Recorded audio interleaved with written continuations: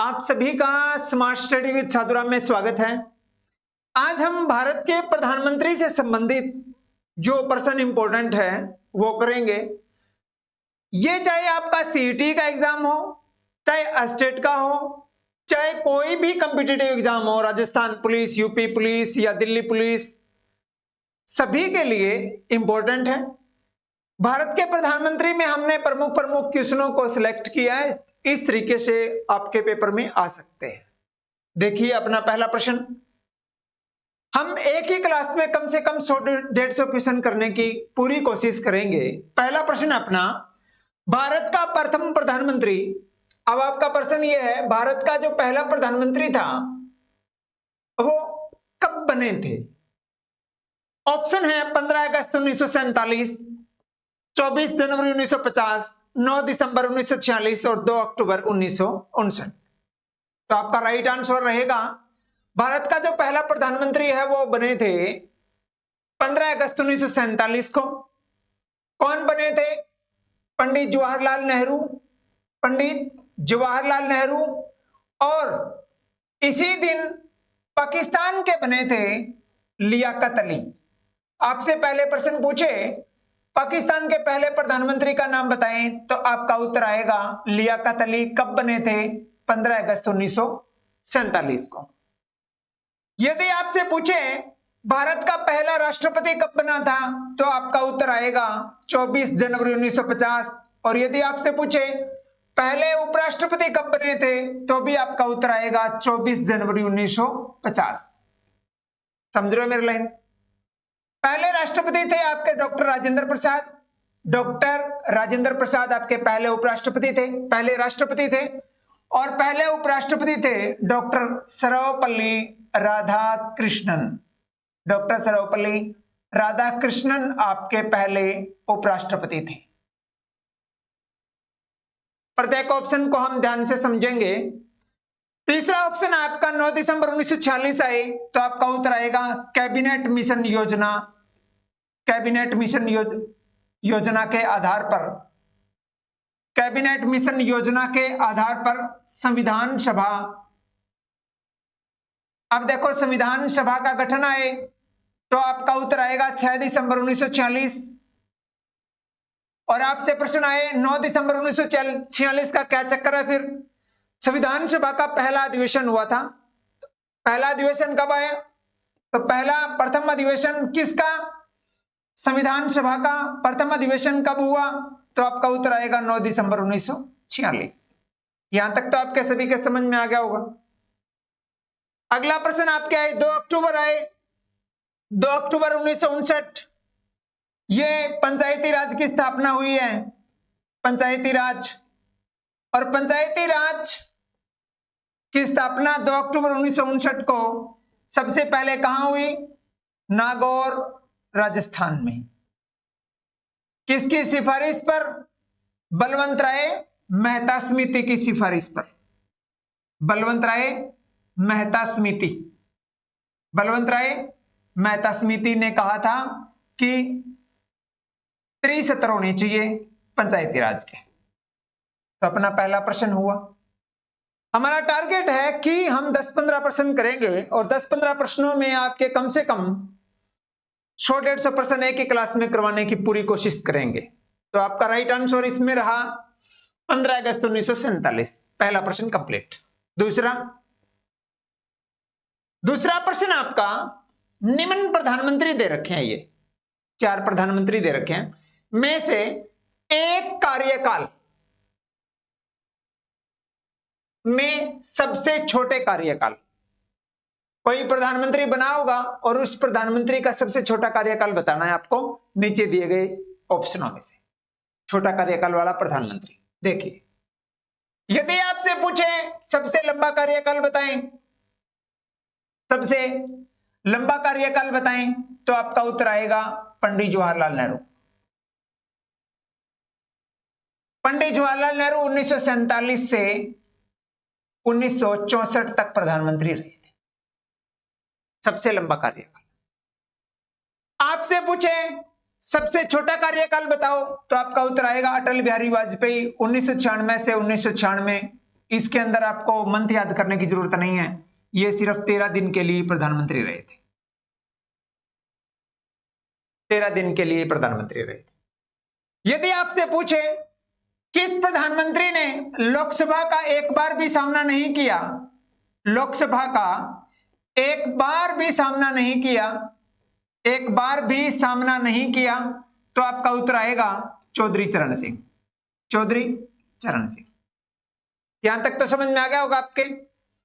और यदि आपसे पूछे ऐसे प्रधानमंत्री का नाम बताओ जिनकी कार्यकाल में मृत्यु हुई है, तो आपका उत्तर आएगा कार्यकाल में जो मृत्यु है वो 3 प्रधानमंत्रियों की हुई है। कार्यकाल में मृत्यु, कार्यकाल में मृत्यु किन किन प्रधानमंत्री की हुई है? प्रधानमंत्री नंबर 1, प्रधानमंत्री नंबर 2 और प्रधानमंत्री नंबर 3, और बता देता हूं इंदिरा गांधी। आपसे प्रश्न पूछे ऐसे प्रधानमंत्री का नाम बताओ जिनकी कार्यकाल में मृत्यु हुई है, तो पंडित जवाहरलाल नेहरू, लाल बहादुर शास्त्री और इंदिरा गांधी ऐसे 3 प्रधानमंत्री थे जिनकी कार्यकाल में मृत्यु हुई है। यहां तक तो आपके सभी के समझ में आ गया होगा। लाल बहादुर शास्त्री की मृत्यु ताशकंद समझौता के लिए गए थे और जनवरी 1966 में इनकी मृत्यु हुई थी। आपसे प्रश्न पूछ ले ऐसे प्रधानमंत्री का नाम बताओ जिनकी विदेश में मृत्यु हुई है, तो आपका उत्तर आएगा लाल बहादुर शास्त्री। आपको पता होगा लाल बहादुर शास्त्री ने ही नारा दिया था जय जवान जय किसान, जय जवान जय किसान, जय जवान जय किसान। ठीक है, अगले प्रश्न की ओर जा रहे हैं। तो आपका लाल छोटा कार्यकाल पूछा है, छोटा कार्यकाल आपका उत्तर रहेगा अटल बिहारी वाजपेयी। तीसरा प्रश्न आपका, निम्न में से कौन सा प्रधानमंत्री पहला गैर कांग्रेसी प्रधानमंत्री है? ठीक है, समझिए गैर कांग्रेसी का मतलब है भी वो कांग्रेस का नहीं है, गैर का मतलब हो गया अन्य का है, कांग्रेस का नहीं है, अन्य पार्टी का है, चाहे वो किसी पार्टी का हो। पहले प्रधानमंत्री का नाम बताना है। देखिए नरेंद्र मोदी जी है तो बीजेपी के हैं, मोरारजी देसाई है वो जनता दल। अब प्रश्न आपको ये देखो पहला पूछ रखा है, ये नहीं पूछ रखा आप नीचे दिए गए ऑप्शनों में से आप ये बताएं बीजेपी का कौन है, जनता दल का कौन है, बहुजन समाज पार्टी का कौन है, कांग्रेस का कौन है, ये नहीं पूछ रखा है। ये पूछ रखा है पहला बताना है। तो पहले के अंदर तो हमारे को क्रमानुसार याद होने चाहिए प्रधानमंत्री, फिर उनकी पार्टी याद होनी चाहिए, फिर आपका उत्तर निकलेगा। तो देखिए अपने जो पहले प्रधानमंत्री हम 2-3 के बारे में पढ़ लेते हैं। पहले प्रधानमंत्री थे पंडित जवाहरलाल नेहरू, दूसरे प्रधानमंत्री थे लाल बहादुर शास्त्री। कौन थे? लाल बहादुर शास्त्री। तीसरे थे इंदिरा गांधी और चौथे प्रधानमंत्री थे मोरारजी देसाई, मोरारजी देसाई। अब क्या है, जवाहरलाल नेहरू है ना, ये प्रधानमंत्री रहे थे 1947 से 1964 तक, ये रहे थे 1964 से 1966 तक, और ये रहे थे 1966 से 1977 तक, और ये रहे थे 1977 से 1979 तक। ठीक है, अब प्रश्न है गैर कांग्रेसी का। गैर कांग्रेसी को समझने के लिए मैं आपको बता देता हूं, ये जो स्टार्ट के जो 3 है ना, ये है कांग्रेस के, और ये जो चौथा बंदा है ना, ये है जनता दल से। तो आपका गैर कांग्रेसी पहला कौन हुआ? फिर मोरारजी देसाई। आपके प्रश्न आए पहला गैर कांग्रेसी प्रधानमंत्री बताएं, तो आपका उत्तर आएगा मोरारजी देसाई, मोरारजी देसाई। वो आप समझ सकते हैं अच्छे तरीके से भी मोरारजी देसाई पहला गैर कांग्रेसी कैसे बना। अगला प्रश्न अपना, अगला प्रश्न है किस प्रधानमंत्री के कार्यकाल में कारगिल की लड़ाई हुई?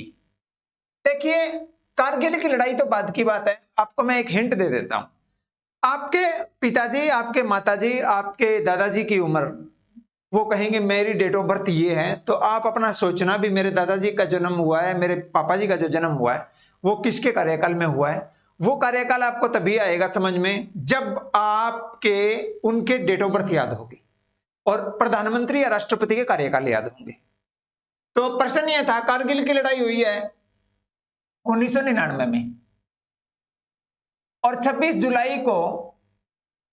जुलाई को कारगिल विजय दिवस मनाते हैं। कारगिल विजय दिवस मनाते हैं। यहां तक समझ में आया? अब प्रश्न यह है, आपको पता होना चाहिए कौन सा प्रधानमंत्री है वो 1999 में था। देखिए, मनमोहन सिंह है, ये तो रहे हैं 2004 से 2014 तक, ठीक है। और अटल बिहारी वाजपेयी है, वो रहे हैं 1998 से 2004 तक। और इंद्र कुमार गुजराल, और इनके बारे में भी हम पढ़ सकते हैं चार्ट के माध्यम से। तो यहां पर आपका उत्तर क्या निकला? 1998 और 99 यहां है, 99 यहां है, तो आपका उत्तर क्या आया?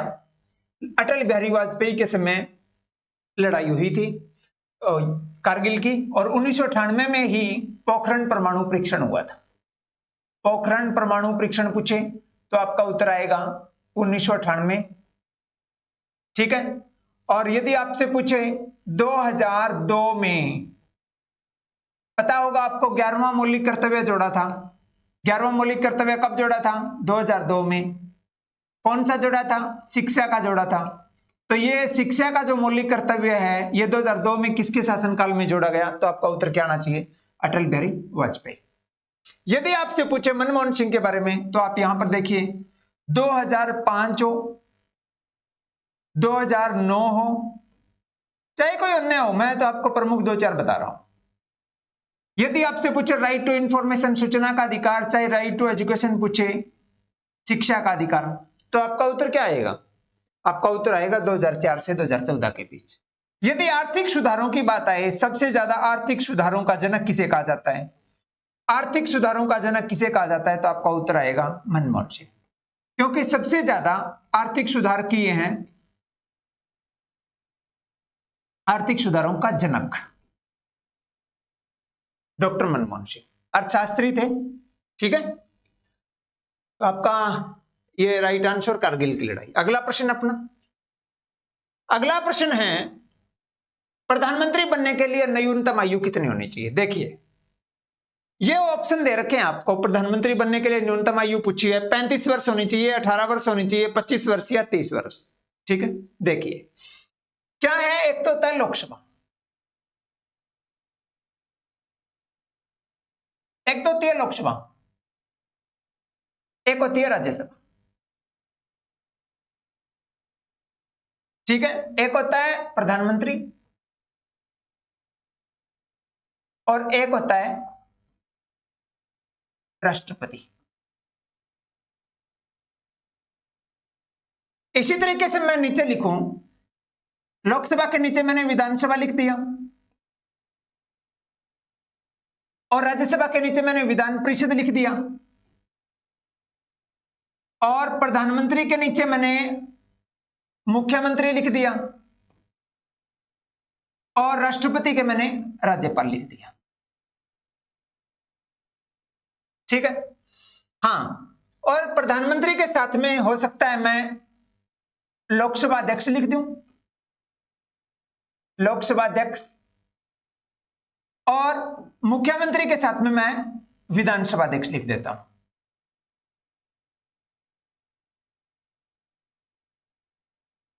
विधानसभा अध्यक्ष। अब प्रश्न क्या था अपना? प्रश्न यह था, कार्यकाल की बात चल रही है।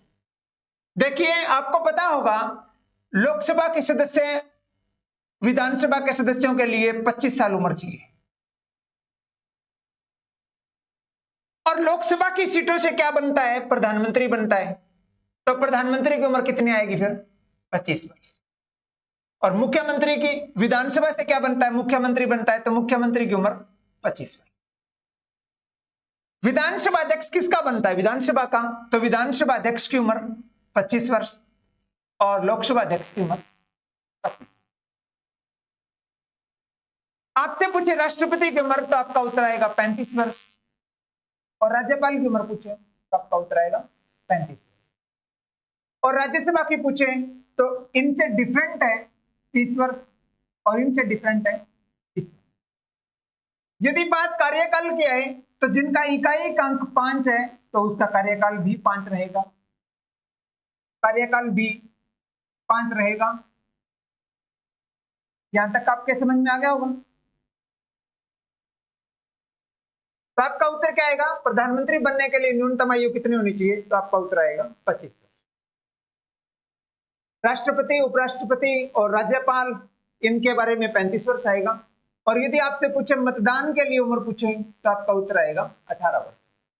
पहले मतदान के लिए उम्र होती थी 21 वर्ष, उसके बाद में कर दी 18 वर्ष। कौन सा संवैधानिक संशोधन हुआ था? 61वां संवैधानिक संशोधन 1980। अगला प्रश्न अपना, अगला प्रश्न है निम्न में से किस में भारत की वास्तविक कार्यपालिका निहित होती है? एक तो होती है नाममात्र कार्यपालिका, एक होती है वास्तविक कार्यपालिका। कौन कौन सी कार्यपालिका? एक तो होती है नाममात्र कार्यपालिका, एक होती है वास्तविक कार्यपालिका। यदि आपसे पूछे नाममात्र कार्यपालिका तो आपका उत्तर आएगा राष्ट्रपति, राष्ट्रपति नाममात्र कार्यपालिका। यदि आपसे वास्तविक पूछे तो आपका उत्तर आएगा प्रधानमंत्री, पर यहां पर भारत जिक्र करो। यदि यहां हरियाणा की वास्तविक कार्यपालिका किसमें निहित है, मतलब प्रांत की बात आ जाए, स्टेट की बात आ जाए, तो आपका उत्तर होता है वास्तविक कार्यपालिका प्रधानमंत्री की जगह फिर मुख्यमंत्री आ जाए, और राज्यपाल की, राष्ट्रपति की जगह राज्यपाल आ जाए। क्या मेरी बात समझ रहे हो? बात यदि प्रांत की आती है। अगला प्रश्न अपना, भारत का पहला कार्यवाहक प्रधानमंत्री कौन था? देखिए क्या प्रधानमंत्री की डेथ हुई, मैंने पिछले क्वेश्चनों में बताया था कौन कौन से प्रधानमंत्री की डेथ हुई। मैंने कहा एक तो वो जवाहरलाल नेहरू की, एक मैंने आपको बताया लाल बहादुर शास्त्री की, लाल बहादुर शास्त्री की, और एक मैंने आपको बताया इंदिरा गांधी की। ठीक है, तो इन्होंने पहला पूछ रखा है पहला कार्यवाहक प्रधानमंत्री कौन था।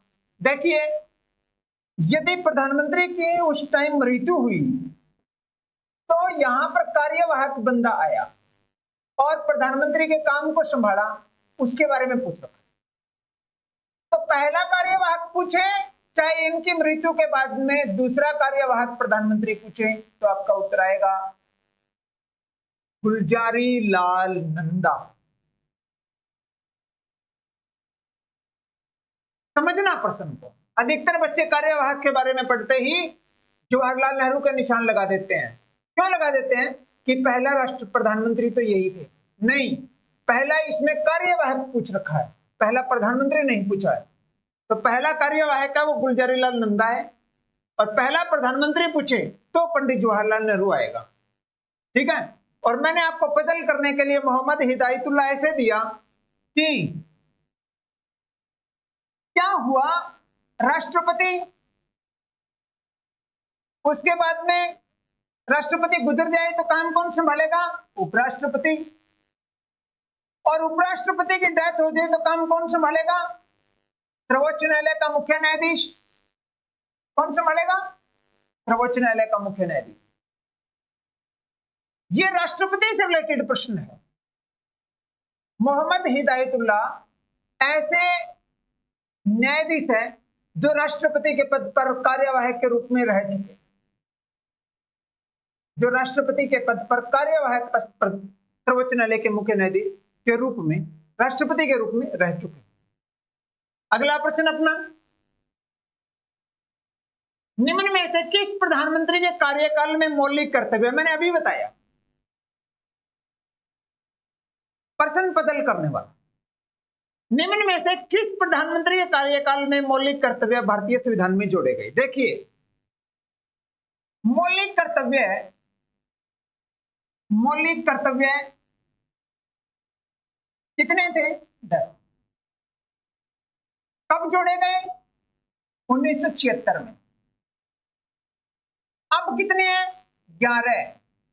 11वां 2002 में जोड़ा गया। कौन सा? शिक्षा का। कौन सा? शिक्षा का। इस शिक्षा वाले का 6 से 14 वर्ष के बच्चों के लिए निःशुल्क शिक्षा, अनुच्छेद नंबर 21A में जिक्र है इसका। अब 11वां जोड़ दिया 2002 में। अब प्रश्न ये नहीं पूछा इसने, प्रश्न ये पूछा भारतीय संविधान में मौलिक कर्तव्य कब जोड़े गए, तो आपका उत्तर 1976 है। और 1976 कार्यकाल किसका है? 1976 कार्यकाल है इंदिरा गांधी, क्योंकि इंदिरा गांधी है वो लाल बहादुर शास्त्री के बाद में 1966 से 1977 तक रही। 1966 से 1977 तक प्रधानमंत्री रही थी। तो 76 इसके बीच में आया या नहीं आया? आपसे पूछ ले कि बैंकों का राष्ट्रीयकरण, अब बैंकों का राष्ट्रीयकरण कब हुआ था?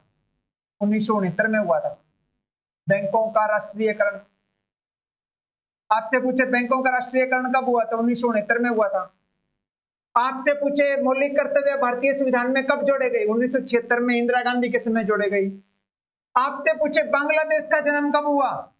तो बांग्लादेश का जन्म तो 1971 में हुआ था। 71 में प्रधानमंत्री कौन है? इंदिरा गांधी है, ठीक है ना।